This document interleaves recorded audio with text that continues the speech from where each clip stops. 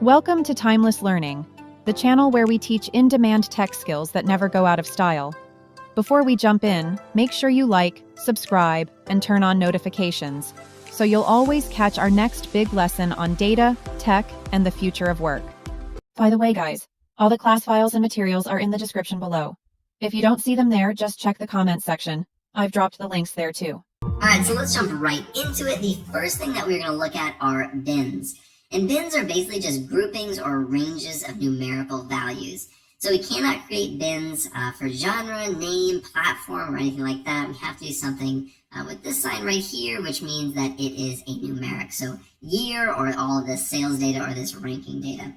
And we're going to use what we worked on in our very first tutorial. And so what we're going to be using to kind of demonstrate how bins work is this year right down here. So right now we have a range of 1993 all the way up to 2018, and we're going to create some bins to group and create ranges for these years. And it's pretty simple. All we're going to do is we're going to come right over here to year, and this little drop down on the side, and we're going to go down to create and go down to bins. Now it's going to say the size of bin, and it's going to give you a recommendation based off of the information that is already provided, the min and the max, the ranges of these values. You know, you don't have to do this, but usually it does give some good estimation on what you might be considering. If you were thinking, hey, maybe do a bin of like 20 and they're recommending 2, think about why they might be doing that. We're going to change ours to 5. And you can always change what this field is going to be. I'm just going to give it an old exclamation point just to really spice things up here. So we're going to click OK. And as you can see, it adds it right up here. It is no longer a numeric. Now it is a categorical. So now this is no longer just 1, 2, 3, 4, 5. It's ranges, it's groups. And we're going to get rid of this year really quick. Actually, let's keep it up there for a second, see what happens. But we're going to bring this up, and we'll get rid of this year. And this is what kind of it spits out for us. Now, I did look at the data when I was prepping for this. There are some nulls in the years. And so all we're going to do for this is we're just going to go like this, and we're going to exclude the nulls. Probably not something you should be doing if you're doing this for work, but this is for demonstration purposes, so we can do whatever we want. But as you can see, we now have these ranges. So this range starts at 1990, and it includes 1990 all the way up to 1994. And that's 1995 to 1999.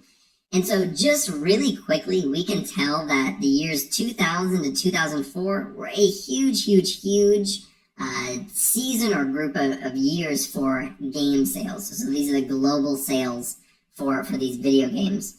And so it is really helpful. It's very useful. You can do this on a lot of different information. We could do this on the sales data. You can do this on age. You can do it on years like we did. And it can be very useful. And so really quickly, that is how bins work. I would say it's pretty straightforward.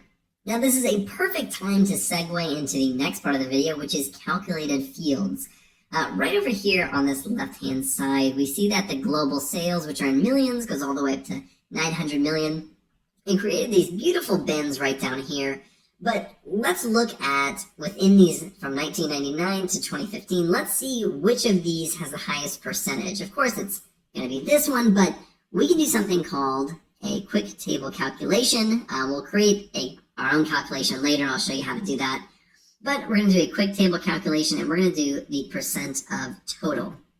And so now we have these bins, and instead of just seeing the total amount of sales that they had, we see the actual percentages based off these year ranges, which is really useful, something that you could absolutely put in some real work that you do for a client. Now really quick, just to show you something that you can do, if you click Control and you drag this over here, you can actually save that calculation. So we can say percentage of global sales, and it actually saves it as a measure for us. So that was a quick calculation, but let's look how to actually create a calculated field. So if we do this right here, what is going to come up is just the global sales, and you can do a lot of what you would basically do in Excel. Multiplication, division, subtraction, a few other things, but we're going to keep it super simple today. All I'm going to do is I'm going to take global sales, and I'm going to subtract. I'm going to do an open bracket, and I'm going to say EU sales, and it auto completes for me. I'm going to click OK, and it created calculation 2. I'm going to come in here and I'm just going to say global sales minus EU sales. And let's drag this over. These are different. One's percentage, one is in terms of sum. And so I'm just going to bring this in right here. And so now we are comparing against the same thing. And if we look at the global sales, we have probably right around 950 million-ish in this 2000 to 2004 bin. And for global sales minus the EU sales, we're looking at 650 million. So there is a noticeable difference, and this is just one of the ways that you can use calculated fields to actually just show the difference between two numbers, or you can do more advanced calculations depending on the data that you actually have. So that's it for this video. I hope you learned a little bit more about bins and calculated fields.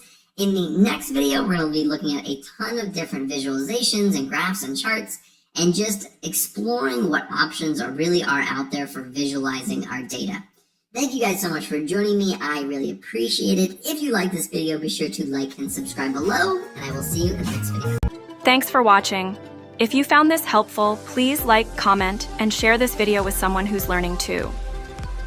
Don't forget to subscribe and tap the bell icon so you never miss another skill-packed lesson from Timeless Learning. Remember, the best investment you can make is in your own knowledge. Keep learning because growth is timeless.